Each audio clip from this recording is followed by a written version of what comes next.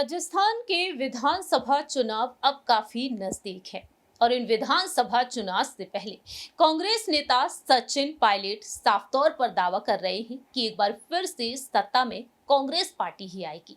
लेकिन दूसरी ही तरफ भारतीय जनता पार्टी ये बड़ा दांव खेल रही है कि पीएम मोदी के चेहरे पर बीजेपी चुनाव लड़ेगी और ऐसे में देखा जाए तो राजस्थान में पीएम मोदी के समर्थन में लगातार जनता भी अपनी बात रखती हुई नजर आ रही है। लेकिन दूसरी ही तरफ जनता का साथ देखने को मिल रहा है कांग्रेस खेमे के लिए भी।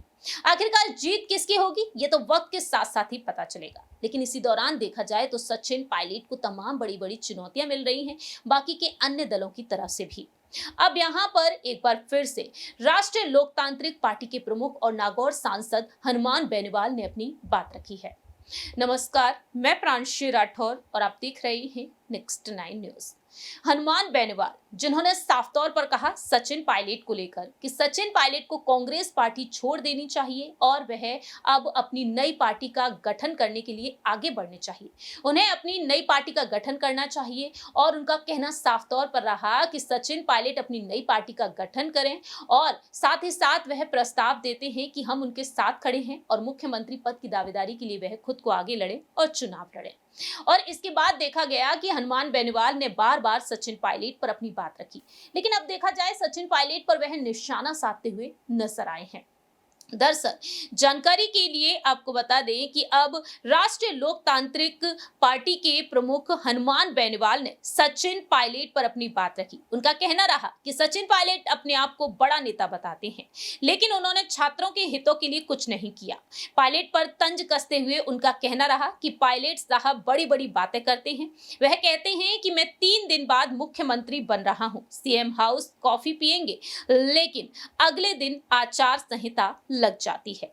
और इस तरह से देखा जाए यहाँ पर हनुमान बेनीवाल ने सचिन पायलट पर जमकर तंज कस दिया।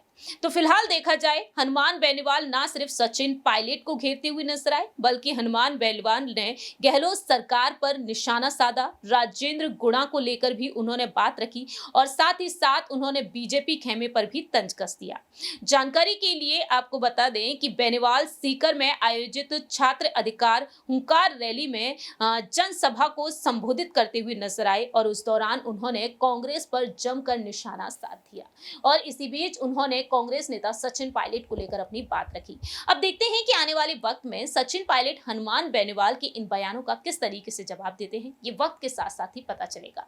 फिलहाल देखा जाए इन विधानसभा चुनाव में जीत के दावे वह करते हुए नजर आ रहे हैं, यानी कि हनुमान बेनीवाल भी। अब देखते हैं कि आखिरकार राष्ट्रीय लोकतांत्रिक पार्टी किन किन विधानसभा सीटों पर जीत हासिल करती हुई नजर आएगी या फिर नहीं। इस खास रिपोर्ट में इतना ही। बाकी की तमाम अपडेट्स के लिए देखते रहिए नेक्स्ट 9 न्यूज।